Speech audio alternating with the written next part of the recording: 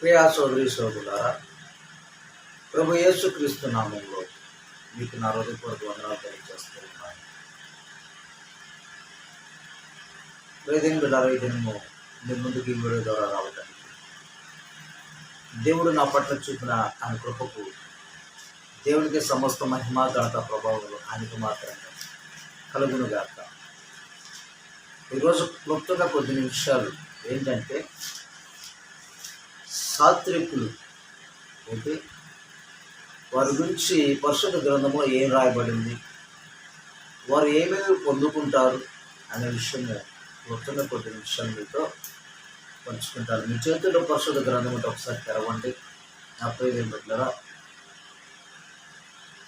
మత్తయి సువార్తలో నుంచి 5వ అధ్యాయము 5వ వచనం ఒకసారి చూద్దాం. మత్తయి సువార్త 5వ అధ్యాయము 5వ వచనాన్ని ఒకసారి మనం చదువుదాం.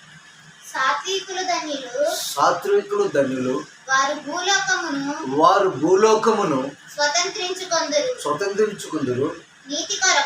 నీతి కొరకు ఆకలి దప్పిక కలవారు ధన్యులు. చాలు, దేవుని స్తోత్రం. అప్పుడైతే గమనించింది, ఇక్కడ వాక్యం ఏమని చెప్తుందంటే, సాత్వికులు ధన్యులు, వారు భూలోకమును స్వతంత్రించుకుంటారు. మనం ఈరోజు చేసుకుంటూ ఉంటాం.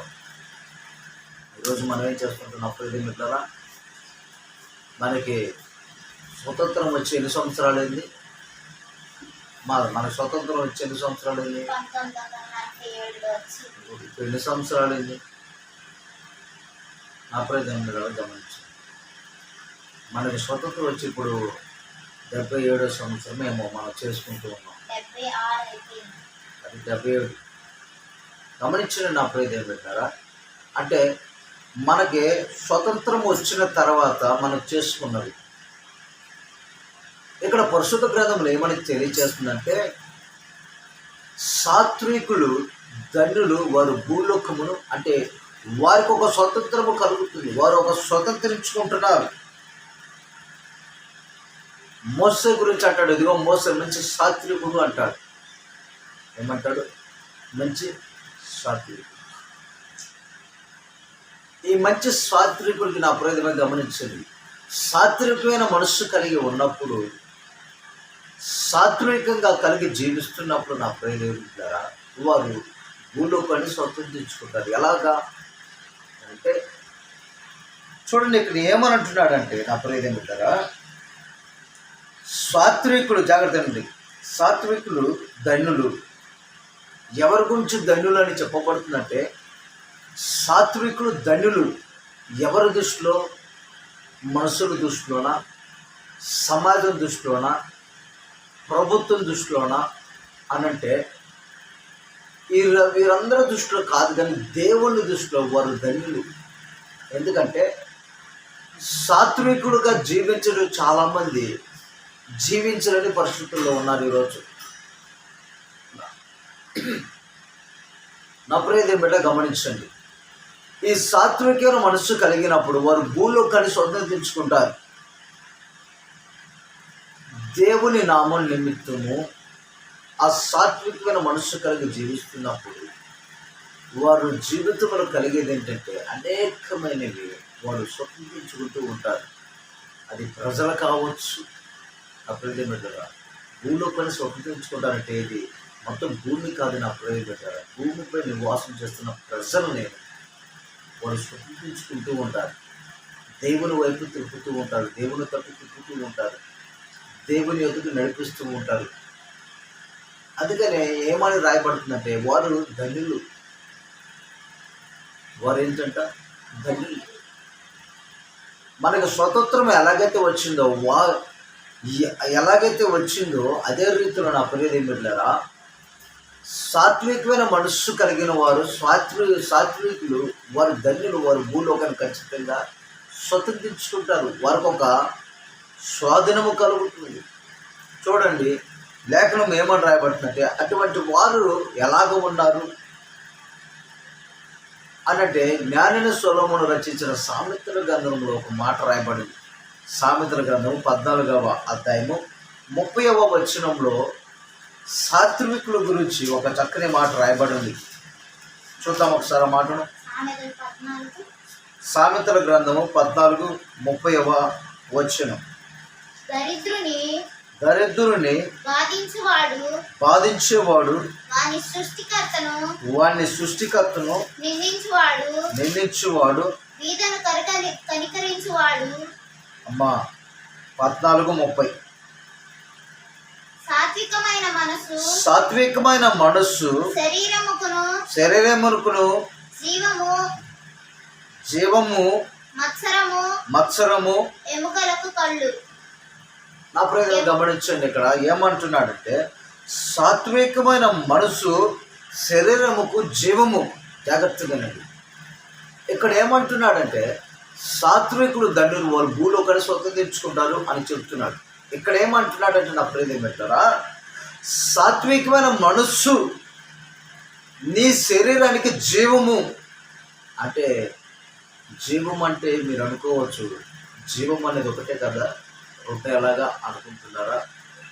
నా ప్రియదేం పెట్టారా, మన ప్రాణము జీవమే, అట్లాగే మన శరీరం కూడా జీవము కలిగి ఉండాలి.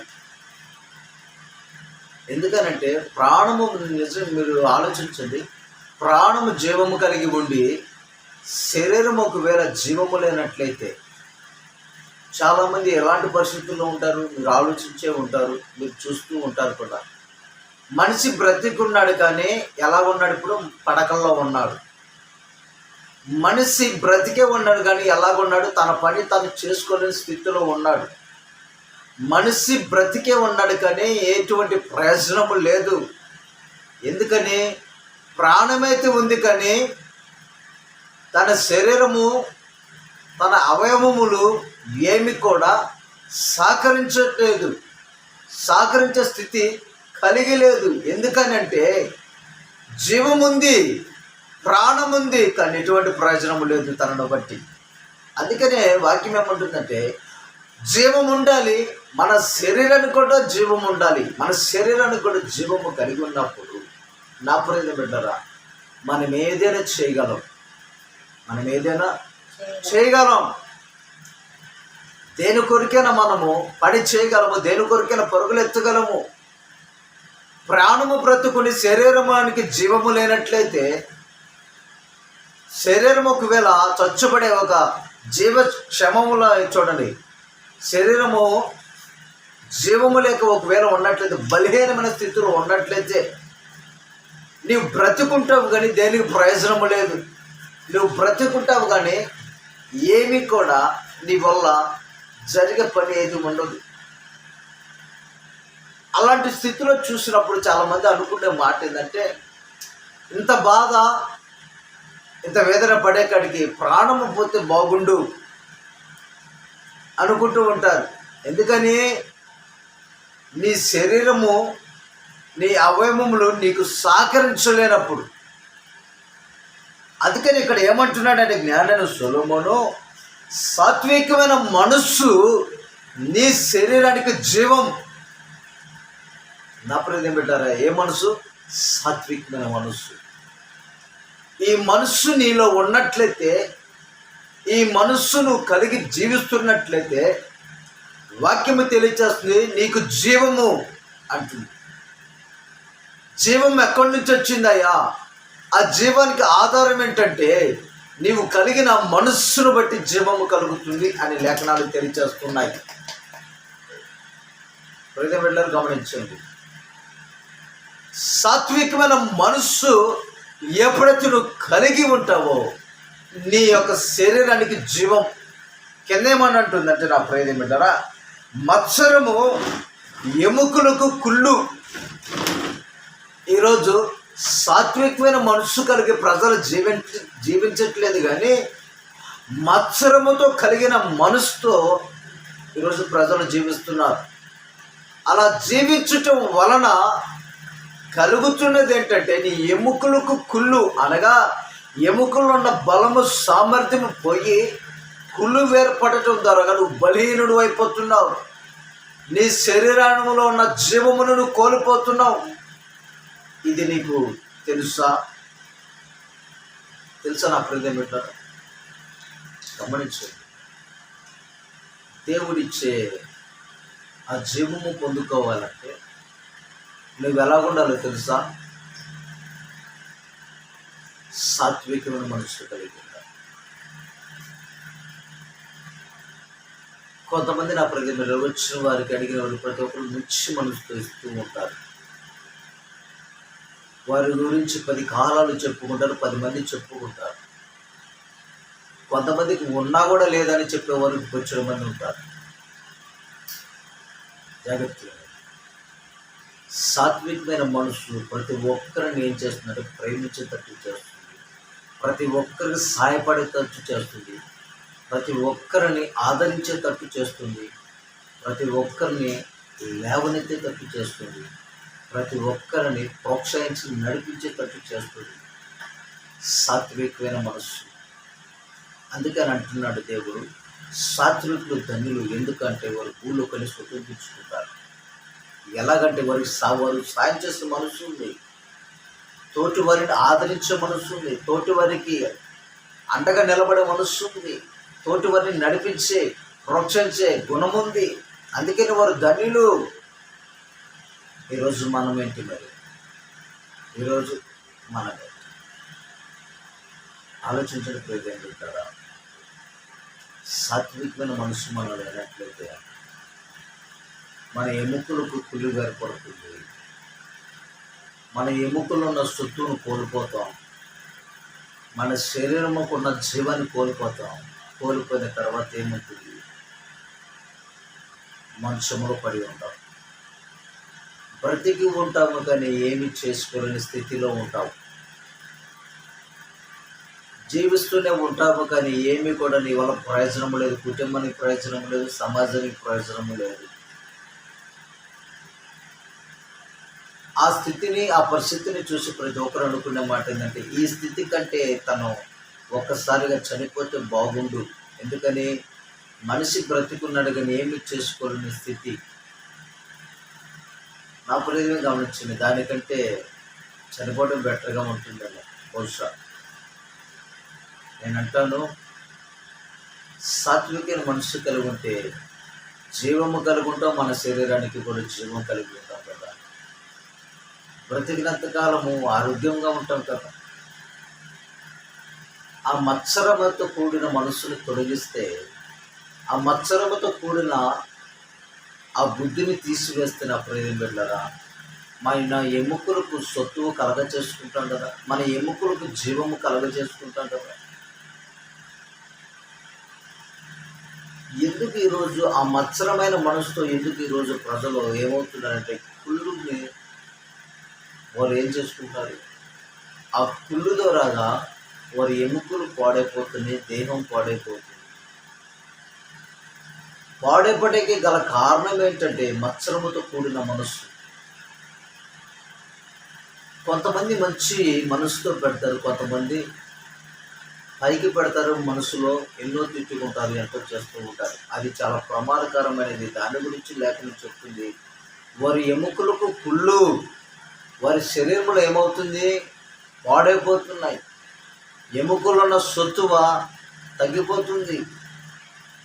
దినాలు సంవత్సరములు గడిచేటప్పటికి వారు బలహీనులైపోయి మంచములో పడుతూ ఉంటారు. కనుక నా ప్రతిని గమనించండి, ఈరోజు సాత్వికమైన మనస్సు కలిగి ఉన్నామా? సాత్వికులుగా మనం జీవిస్తున్నాం? ఈరోజు ఒకసారి ఆలోచించండి. దేవుడు ఇష్టపడేది ఎవరినంటే సాత్వికుని ఇష్టపడతాడు, సాత్వికమైన మనస్సు కలిగిన వాడిని ఇష్టపడతాడు.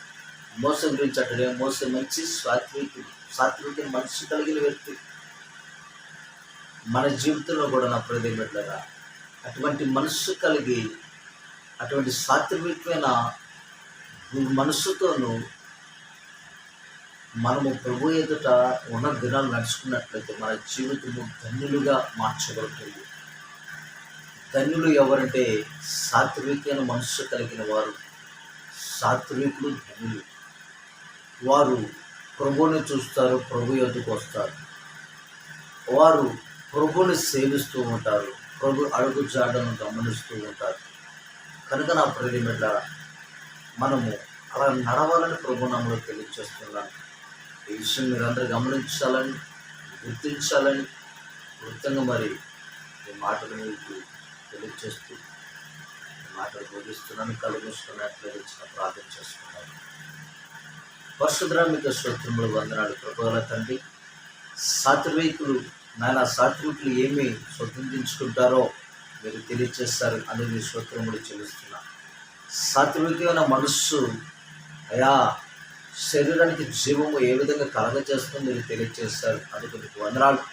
కృపగల తండ్రి, ఈ దినము ఏకీవించి విన్న ప్రతి బిడ్డను కూడా నా తన రీతిలో నడిపించండి, బలపరచండి. మీ నామని మహిమకరంగా నిలబెట్టుకోమని విన్న ప్రతి బిడ్డను కూడా మీరు బలపరిచి ఆ సాత్వికమైన మనసుతోనూ సాత్వికులుగా నడిచే భాగ్యమును నాకును మా అందరికీ అనుగ్రహించమని ఒక నజరుని యేసుక్రీస్తునామములో ప్రార్థిస్తూ అడిగి పొందుకునే నామము తండ్రి. ఆమేన్. ఆమేన్. ప్రియమైన బిడ్డలారా, ఈ ఛానల్ మీరు ఇంకా సబ్స్క్రైబ్ చేసుకోకపోతే సబ్స్క్రైబ్ చేసుకోండి. అలాగే వీడియో ద్వారాగా మీరు ఒకవేళ ఆదరించబడినట్లయితే ప్రాముఖ్యంగా దేవునికి కృతజ్ఞతాస్తుతులు చెల్లించాలని ప్రభునామములో తెలియజేస్తూ మరి ముగించుకుంటున్నాను. మీ అందరికీ నా హృదయపూర్వక వందనాలు. మరొక దినం ప్రభు కృప చూపిస్తే మరలా మరొక అంశంతో మేము ముందుకు వస్తాను. అంతవరకు ప్రభు మనందరికీ కృపతో వచ్చి నడిపించుగాక. ఆమేన్.